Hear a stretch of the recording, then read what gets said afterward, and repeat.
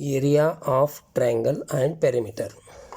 In this triangle, all the sides are 3 centimeters and height is 4 centimeter given.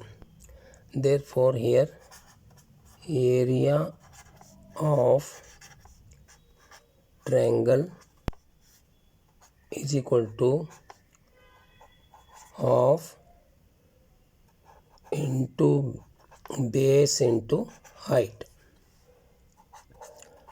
1/2 base is 3 here and height is 4 centimeter.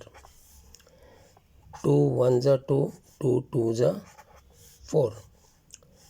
This equal to 3 2s are 6 centimeter square.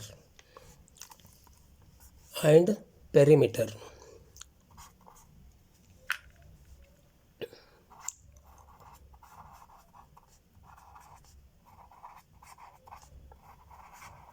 Perimeter equal to A plus B plus C. A plus B plus C. A is 3, B 3, plus C is also 3.